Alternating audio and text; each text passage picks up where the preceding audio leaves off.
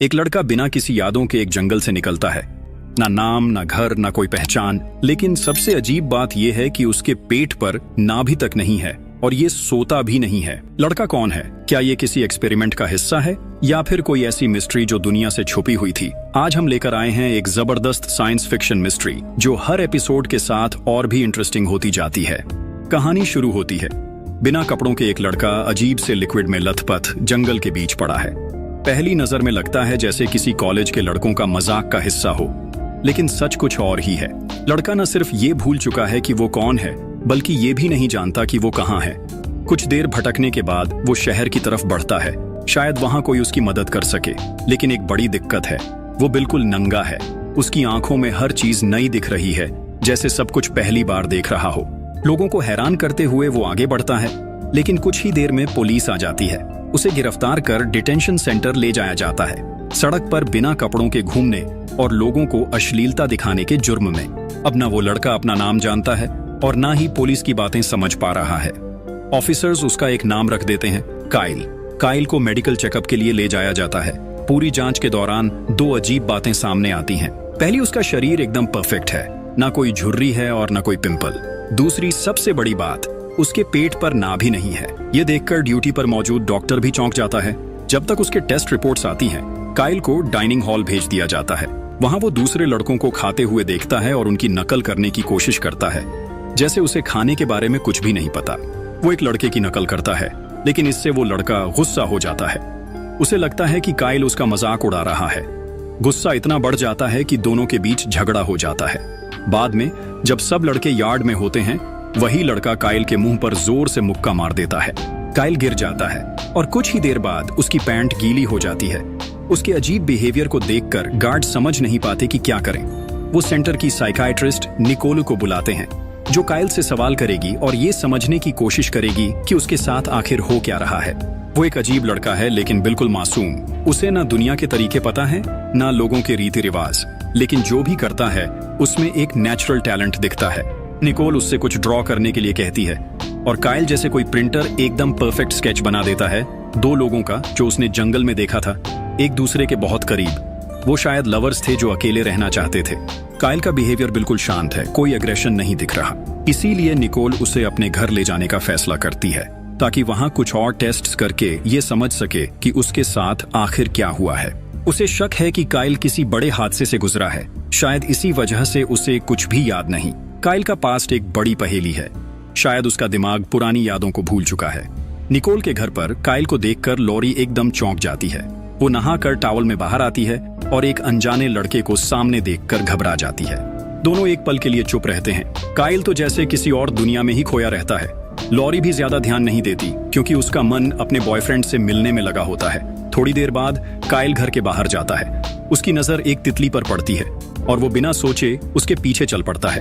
तभी उसे पड़ोस के घर से मधुर संगीत सुनाई देता है। जब वो अंदर जाता है तो एक लड़की अमांडा से मुलाकात होती है। अमांडा की मधुर संगीत सुनते ही काइल की आंखों से आंसू बहने लगते हैं। उसे समझ नहीं आता ये क्यों हो रहा है, पर वो अपनी जगह से हिल भी नहीं पाता। तभी अमांडा उसकी तरफ मुड़ती है और उसका डरा हुआ चेहरा देखकर काइल घबरा जाता है। वो तेजी से वापस भागता है और जाकर बाथरूम के बाथटब में छुप जाता है। इसी बीच लॉरी का भाई जॉश एक एडल्ट मैगजीन लेकर अंदर आता है। वो मजे से तस्वीरें देख रहा होता है, लेकिन उसे ये एहसास ही नहीं होता कि बाथटब में एक और आदमी छुपा बैठा है। जैसे ही जॉश की नजर काइल पर पड़ती है, वो जोर से चिल्लाता है और सीधा अपनी माँ के पास भाग जाता है। लेकिन भागने की जल्दी में वो मैगजीन वहीं छोड़ देता है। जॉश को डांटने के बाद निकोल को दरवाजे की घंटी सुनाई देती है। जब वो खोलती है तो सामने अमांडा की माँ कैरल खड़ी होती है, गुस्से से भरी हुई। उसे आज के हादसे का हिसाब लेना है। कैरल सुबह अपनी बेटी के साथ काइल को समझाने आई थी, लेकिन जब वो उससे कहती है कि सच बताए, तो अमांडा और काइल एक दूसरे को एक अजीब मोहब्बत भरी नजर से देखने लगते हैं। ताकि बात और न बढ़े, कैरल वहां से चली जाती है और अमांडा भी अपने कमरे में लौट जाती है। उसी रात जब स्टीफन वापस आता है तो निकोल उससे काइल से मिलवाती है और बताती है कि ये कुछ दिन यहाँ रुकने वाला है। रात के खाने के दौरान एक अजीब लेकिन हैरान करने वाली बात होती है। काइल पहली बार बोलता है, पर जो शब्द उसके मुंह से निकलते हैं वो काफी बदतमीजी से भरे होते हैं, बिल्कुल वैसे ही जो उसने डिटेंशन सेंटर के लड़कों से सुने थे। फिर बिना सोचे समझे वो वही बातें दोहराने लगता है जो लॉरी अपने बॉयफ्रेंड से फोन पर कह रही थी। पूरे घर में सन्नाटा छा जाता है और सबको एक झटका लगता है जब पता चलता है कि लॉरी अपने बॉयफ्रेंड के साथ भागने वाली थी, वो भी बिना माँ बाप की मर्जी के। निकोल के दोनों बच्चों का गुस्सा काइल पर अभी भी बरकरार था, लेकिन रात बिना किसी और हादसे के खत्म हो गई।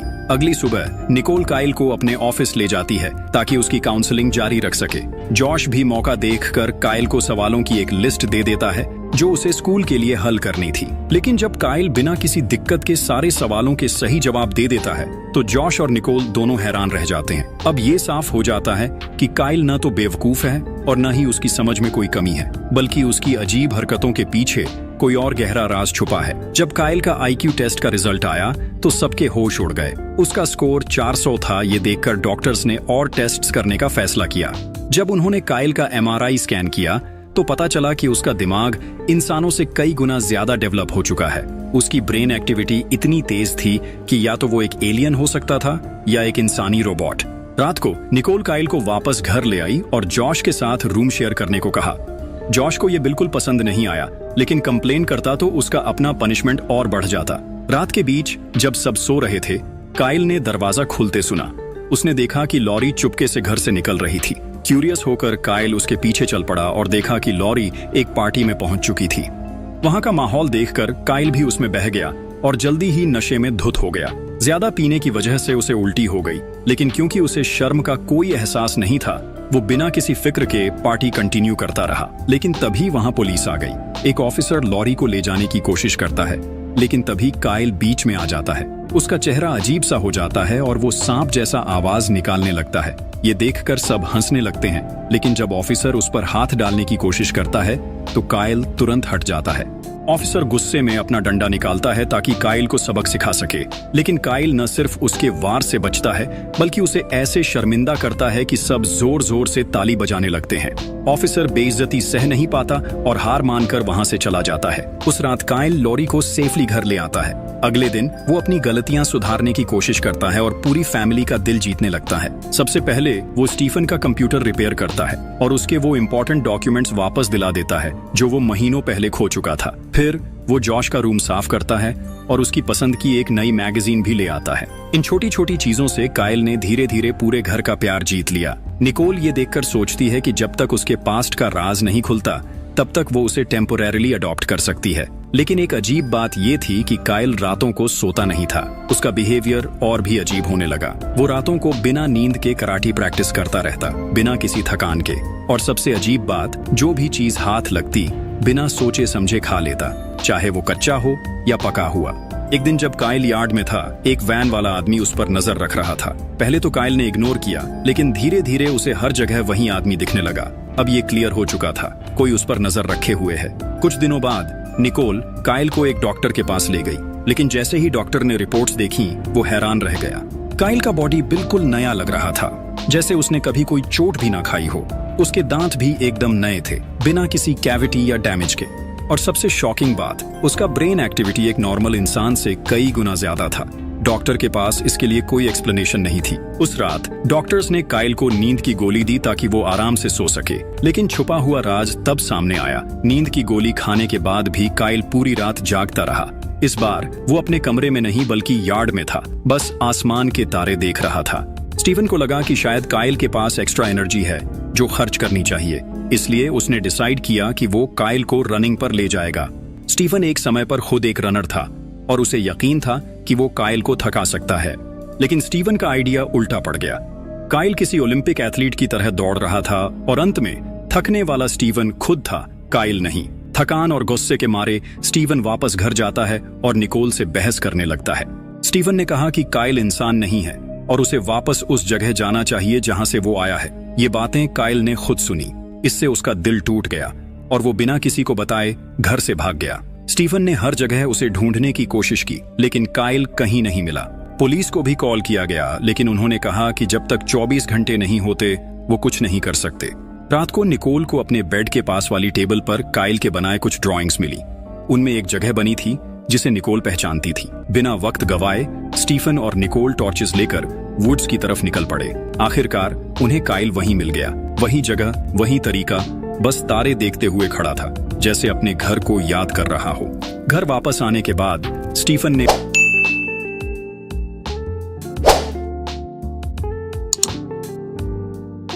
अपनी गलती मानी और काइल से माफी मांगी।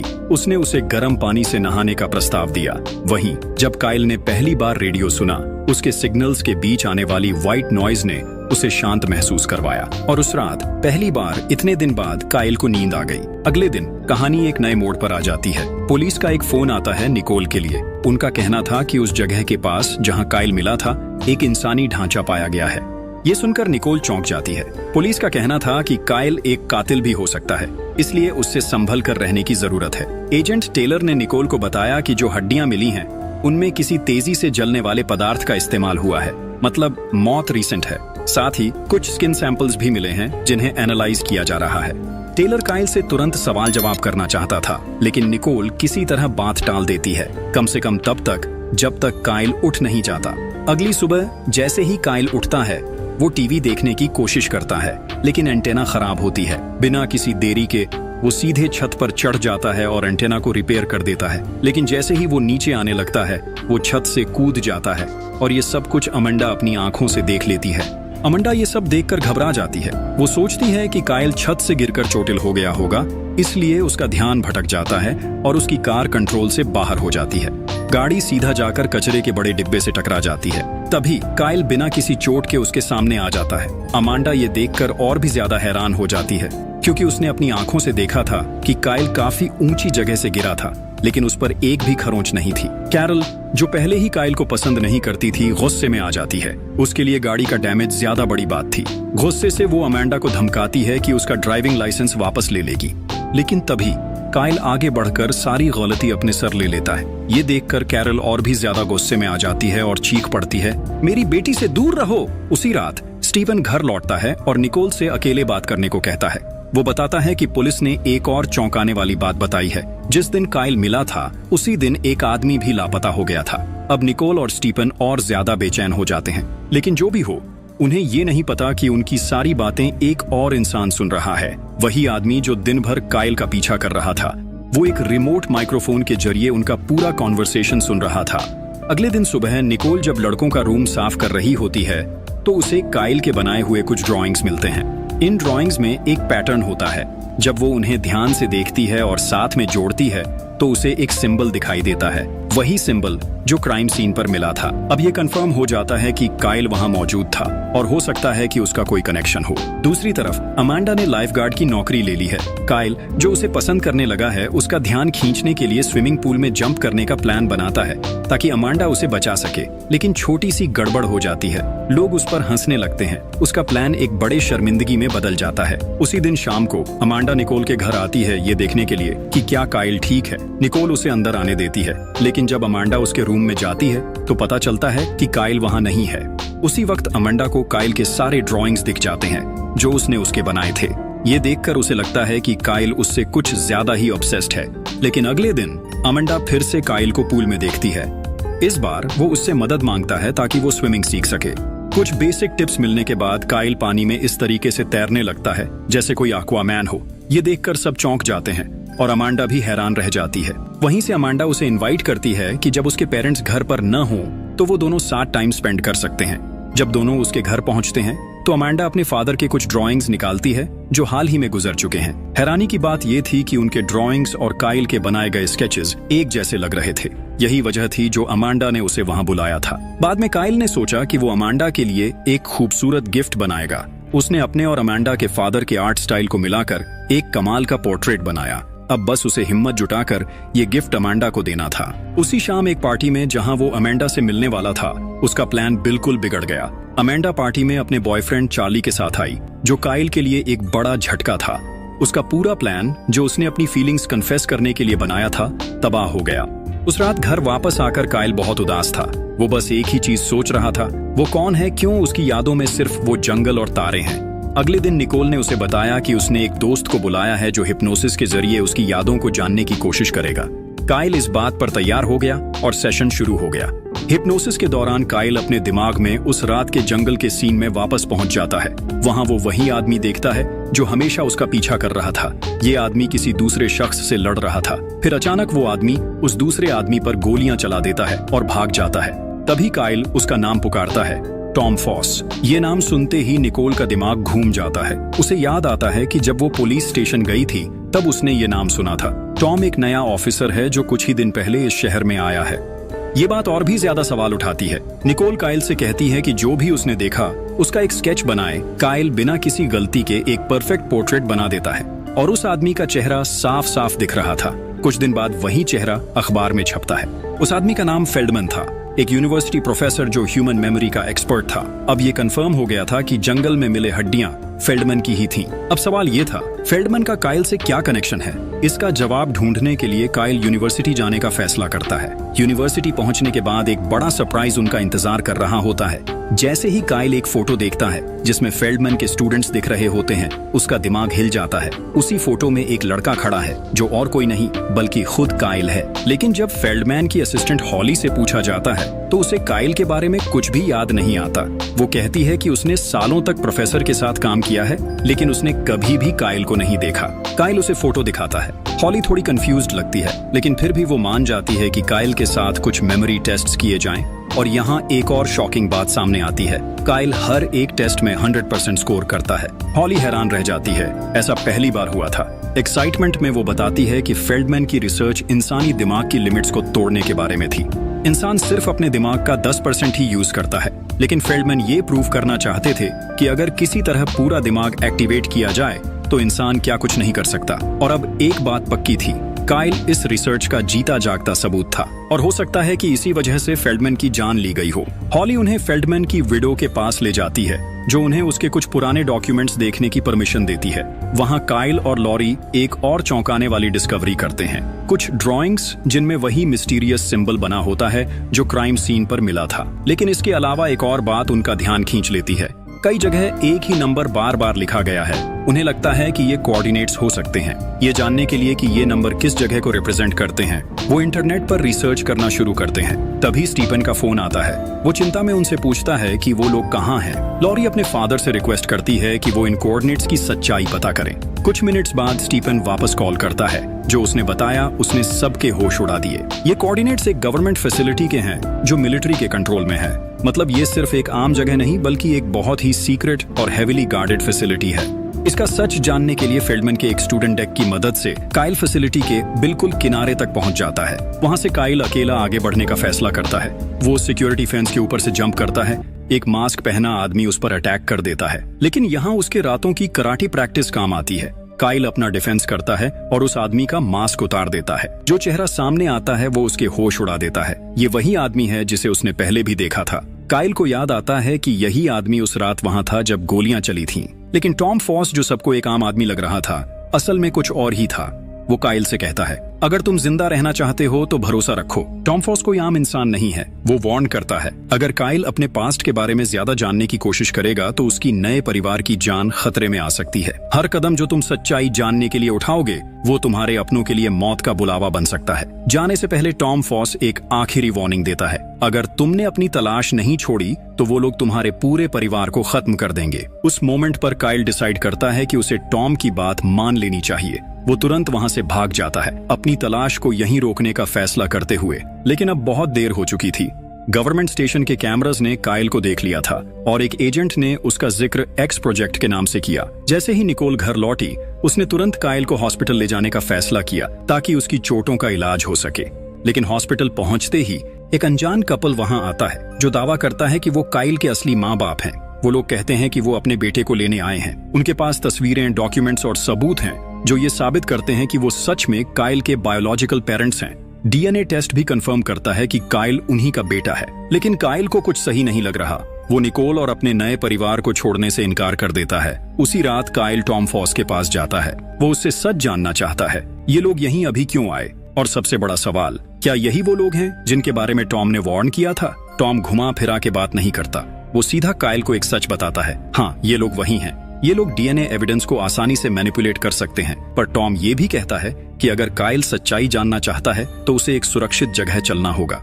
लेकिन जैसे ही वो बात कर रहे होते हैं एक तेज आवाज गन शॉट की सुनाई देती है। काइल तेज रिफ्लेक्सेस से गोली से बच जाता है, लेकिन वो सीधा टॉम के कंधे में लगती है। अब दोनों को तुरंत वहां से भागना होगा। एक स्नाइपर उन पर बार बार गोली चला रहा है।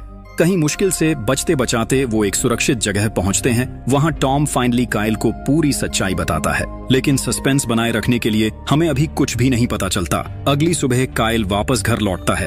वो अपने सो कॉल्ड बायोलॉजिकल पेरेंट्स से मिलता है और कुछ अजीब कह देता है। वो कहता है, मुझे सब याद आ गया है, अब मुझे पता है कि तुम लोग सच बोल रहे हो। और सबको शॉक करते हुए वो कहता है कि वो उनके साथ घर जाने को तैयार है। काइल अपनी अडॉप्टिव फैमिली से अलविदा कहता है और अपने बायोलॉजिकल पेरेंट्स के साथ चला जाता है। लेकिन जल्द ही सच सामने आता है, ये लोग असल में एक्टर्स हैं जिन्हें टॉम ने हायर किया था। अब वो लोग एक सीक्रेट ऑपरेशन सेंटर की तरफ जा रहे हैं, जहां काइल को पूरी सच्चाई पता चलने वाली है। वहां उसकी मुलाकात एडम से होती है, जो एक बड़ा खुलासा करता है, तुम असल में एक क्लोन हो। काइल शॉक हो जाता है। एडम समझाता है कि प्रोफेसर फेल्डमैन ने एक ऐसी टेक्नोलॉजी डेवलप की थी जो इंसानों की कैपेबिलिटीज बढ़ाने के लिए थी, लेकिन उसने ये टेक्नोलॉजी गवर्नमेंट को बेच दी और इसी वजह से अब ये एक जंग बन चुकी है। फिर एडम एक और बड़ी सच्चाई बताता है, काइल उसी का क्लोन है। एडम एक बिलियनियर है जो हमेशा जिंदा रहने का तरीका ढूंढ रहा था और चाहता था कि ह्यूमैनिटी अपनी लिमिट्स को पार करे, लेकिन अब उसकी लड़ाई गवर्नमेंट के साथ हो रही है। और सबसे बड़ा झटका, काइल सिर्फ अकेला एक्सपेरिमेंट नहीं है। उसका फादर प्रोजेक्ट XX अभी गवर्नमेंट के कब्जे में है और उसका गैस स्टेशन स्टेज कंप्लीट होने वाला है। अब और भी ज्यादा परफेक्टेड क्लोन्स तैयार हो रहे हैं जो टेक्नोलॉजी पर कब्जा करने के लिए एक जंग शुरू करने वाले हैं। इस सब के बीच काइल को एक नए मिशन पर भेजा जा रहा है। अब वो एडम के ऑर्डर्स के नीचे एक टीम का लीडर बन चुका है और इसी के साथ ये पहला सीजन खत्म होता है।